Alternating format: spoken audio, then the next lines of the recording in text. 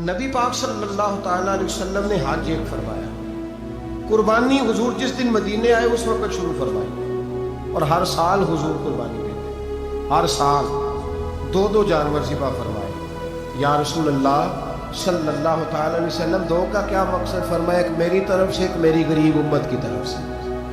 یا رسول اللہ صلی اللہ علیہ وسلم کس طرف سے فرمایا؟ ایک میری طرف سے، ایک میری امت کی طرف سے۔ کبھی فرمایا ایک میری طرف سے، ایک میرے اہل بیت اور میری امت کی طرف سے۔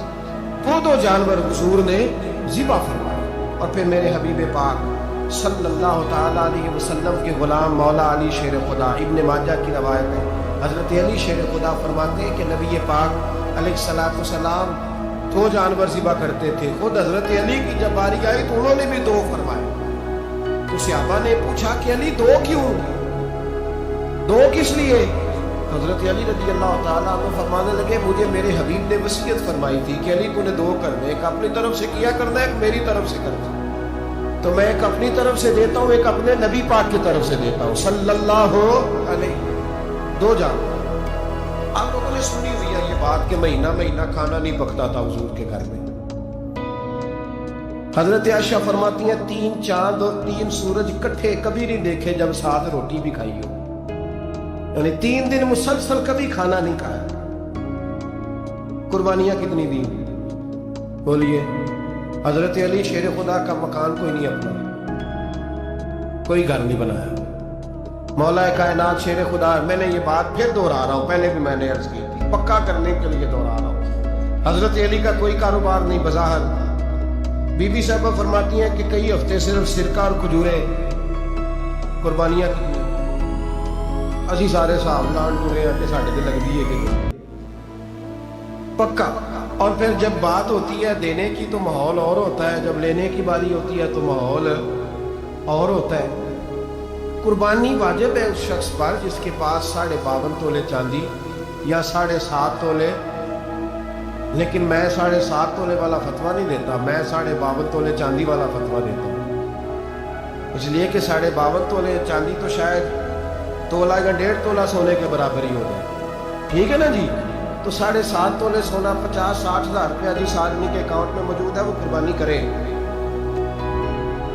بلکہ امام شافعی رحمۃ اللہ علیہ فرمایا کرتے تھے جس نے 3 کمروں کو تالا لگایا ہوا ہے وہ 3 کمرے فارغ ہیں اس کے کسی کام کے، ان کی قیمت کا حساب لگائے۔ چھت پہ سٹور بنا دیا ہے، کوئی مطلب نہیں اس کا، اور جو ویسے رکھی ہوئی ہے کوئی معنی ہی نہیں کمرے کا، فرماتے تھے حساب لگائے، قربانی کرے۔ رب کریم کی بارگاہ میں دینے کا جب معاملہ آیا تو تم گول کر گیا کام۔ میرے رسول کائنات سرور عالم صلی اللہ علیہ وسلم کا جب اپنے لیے چیزیں استعمال کرنے کا ماحول ہے تو محبوب پاک علیہ الصلوۃ والسلام نے مہینہ روٹی نہیں پکائی۔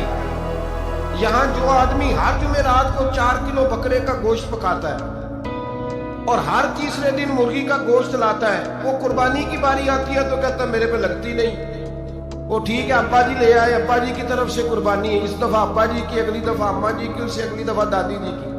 او خدا کے بندو، جس آدمی کے پاس پیسے ہیں پہلے اپنی قربانی واجب ہے۔ میری بات کی سمجھ آ رہی ہے عزیزوں کو؟ جو آدمی صاحب استطاعت ہے پہلے کس کی قربانی کرے گا؟ وہ کمائی کرتا ہے، اس کے اپنے اکاؤنٹ میں تنخواہ آتی ہے، ابا جی کے اکاؤنٹ میں نہیں آتی۔ اس نے اپنا بینک بیلنس چوری بھی رکھا ہوگا ابا جی سے۔ پہلے اپنی قربانی کرے، اگر اس کو شوق ہے، دل کرتا ہے تو ایک اور خریدے، پھر ابا جی کی طرف سے کرے۔ اگر اللہ نے توفیق دیا تو ایک اور خریدے، اماں جی کی طرف سے کرے، اور اگر اس کے دل کو اللہ ٹھنڈک عطا کرے، سکون کرے تو پھر اپنے رسول کی طرف سے بھی قربانی دے، پھر اپنے محبوب کی جانب سے بھی قربانی کرے۔ نبی پاک صلی اللہ تعالیٰ علیہ وسلم نے ہر سال 2 قربانیاں دی، 10 سال، کل کتنی ہوگی 10 سالوں میں؟ بولیے۔ اور جب حضور حج کرنے گئے نبی پاک نے 63 اونٹ ذبح فرمائے۔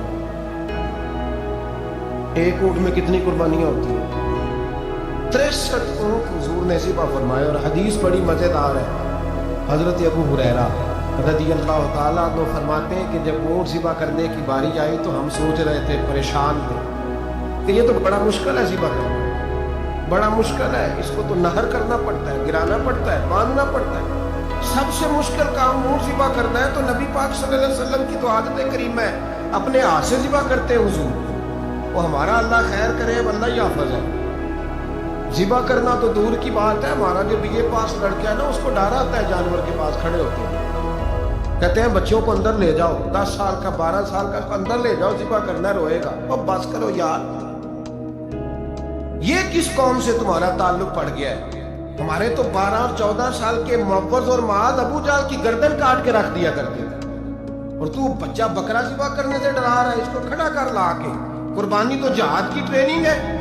وہ کھڑا کر، اس کو کہا بیٹا یہاں کھڑا ہو، اللہ کے رستے میں بکرے کی گردن کاٹنی ہے. اگر کوئی شخص خدا رسول کے دین کی مخالفت کرے، کفر کا جھنڈا اٹھائے تو اس کی گردن بھی کاٹنی ہے. یہ ٹریننگ ہے بچوں کے لیے. یہاں عجیب ماحول ہے، ڈر لگ رہا ہے، پیچھے ہٹ جاؤ. اور جس صاحب کی قربانی ہے وہ بھی کوئی 1.5 کلومیٹر کے فاصلے پہ کھڑے ہیں، دور کھڑے ہو کے دیکھ رہے ہیں. نفیس ہی بڑے ہیں جناب، لطیف ہی بڑے ہیں. کپڑوں کو کوئی قطرہ خون کا لگ گیا تو بڑی مصیبت بن جائے گی.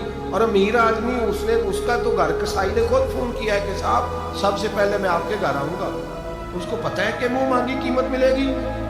مہربانی فرمائے، قربانی میرے رسول پاک صلی اللہ علیہ وسلم سے زیادہ نفاست والی طبیعت کسی کی نہیں. صحابہ کہتے ہیں اتنا حسین محبوب کا انداز تھا کہ کبھی کپڑوں پہ مکھی بھی نہیں بیٹھی تھی. اور حضور سے ہم سلام لیتے تھے، دست مبارک چومتے تھے تو ہمارے ہاتھوں سے کستوری کی خوشبو آنے لگتی. اور فرماتے ہیں نبی پاک کا ہاتھ یوں ہوتا تھا کہ برف بھی اتنی ٹھنڈی نہیں جتنا پیارا حضور کا ہاتھ ٹھنڈا ہوتا. پھر بھی حضور دست مبارک میں خنجر پکڑتے، جانور کو لٹاتے اور اپنی طامت کو سمیٹتے، اور اللہ کے حبیب گھٹنا رکھتے اس کی گردن پر اور بسم اللہ اللہ اکبر کہہ کے ذبح فرماتے. حضور خود دست مبارک سے. تو اتنا زیادہ نازک مزاج ہو گیا ہے کہ اب یہ والی سنت ادا کرنا مشکل ہو گیا تیرے لیے. 63 اونٹ ہے. اور صحابہ کرام علیہم رضوان فرماتے ہیں کہ حال یہ ہے ہم سوچ رہے ہیں کیسے ذبح کریں گے، کیا کریں گے، کیسے گرائیں گے. اور نبی پاک صلی اللہ علیہ وسلم کہتے ہیں ہم ابھی سوچ میں ہی تھے کہ حضور نے چھری پکڑی. خنجر جب حضور نے اٹھایا تو فرماتے ہیں اونٹ دوڑتا ہوا آیا اور نبی پاک کے سامنے آ کے لیٹ گیا. فرماتے ہیں اللہ کے رسول نے بسم اللہ اللہ اکبر کہہ کے ذبح کیا. اس نے ٹانگ بھی کوئی نہیں ہلائی، پیر بھی کوئی نہیں ہلایا. وہ کسی شاعر